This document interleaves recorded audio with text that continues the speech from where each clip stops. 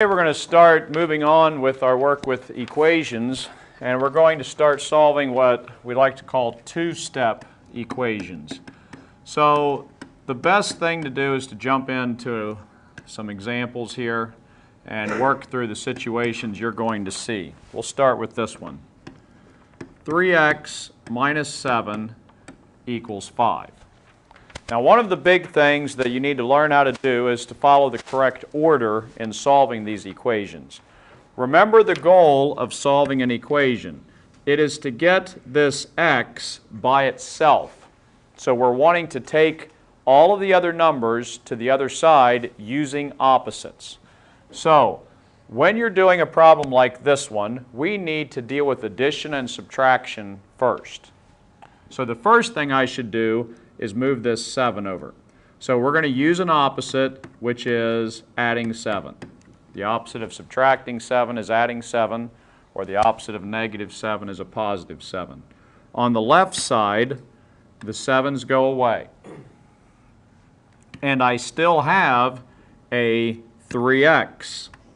So I need to bring it down, and I have 3x equals 12. 5 plus 7 is 12. And now we just have one more step. Now the kind of opposite we're going to do is one involving multiplication.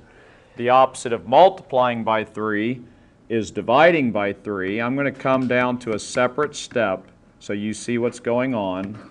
We divide both sides by 3. My answer is 4. So take care of the addition and subtraction first, and then deal with the division. All right, let's do this one. Negative 3k minus 6 equals negative 27. I'm going to pause the video. If you're watching this on your phone or at home, you pause the video and try this one on your own. All right, let's see how you did on this problem. We should have added 6 to both sides first. 6's go away on the left, and I just have negative 3k equals negative 27 plus 6 is negative 21. Then I need to divide both sides by negative 3. I'll go ahead and do it on this step. These 3's go away on the left, and I just have my k equals positive 7, because a negative divided by a negative is a positive. Now, let's move on to a different type of problem, one like this. 6 minus 5x equals negative 29. Now, there's a couple things you could do with this problem.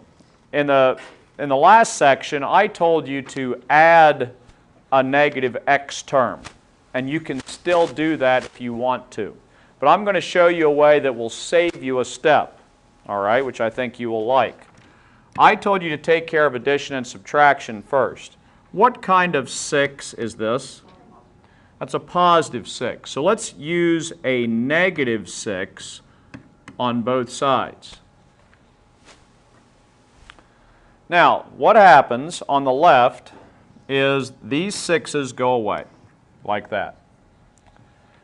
On the right side, I have negative 35, because my signs are alike, so I add the numbers and keep the sign. On the left side, what remains is a negative 5x. That's very important. So now what is left is a negative 5x. And this is why this saves us a step. It saves us a whole entire step by doing it this way. Now I just have negative 5 times x. The opposite of multiplying by negative 5 is dividing by negative 5. These cancel. X equals 7. So when the number is first, okay, please use your notes tonight when you're doing this. When you have this situation right here, where the number is first and then the x term, it's okay to go ahead and take this number over to the other side first using an opposite. The next example that we'll look at is this one. 3/4 n plus 12 equals 3.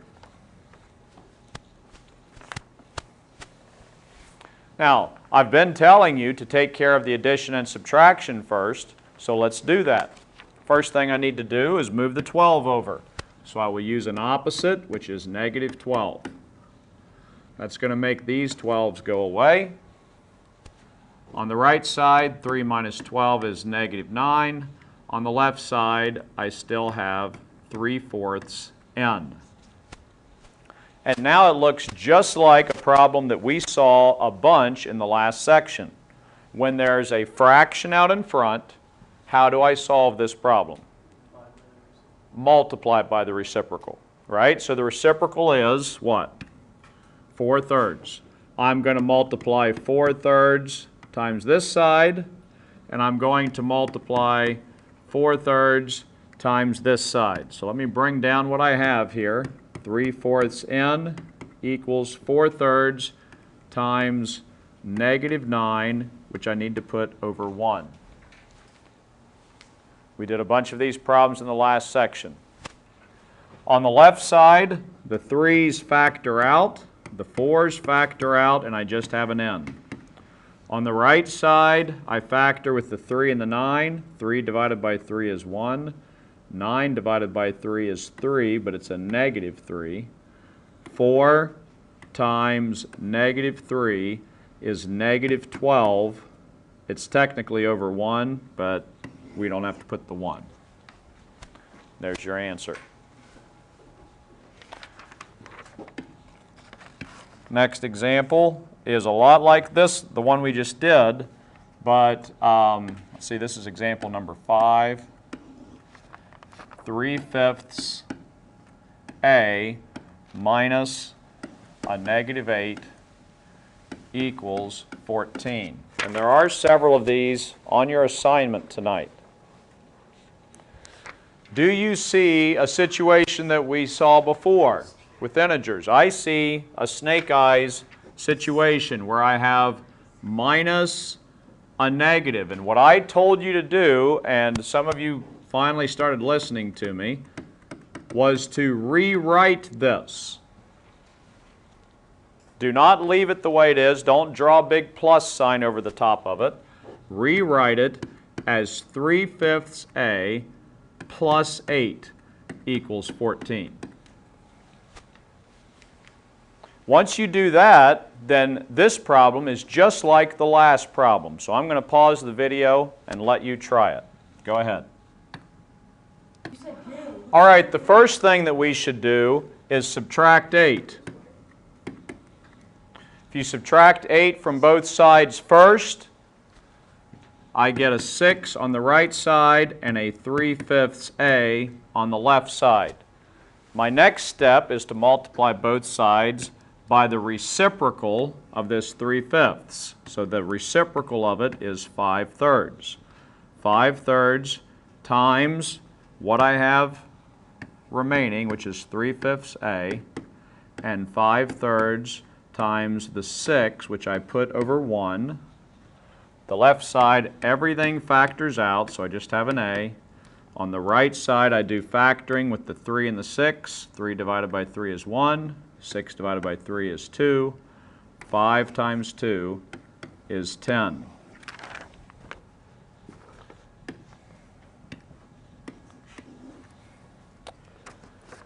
Okay, one more example.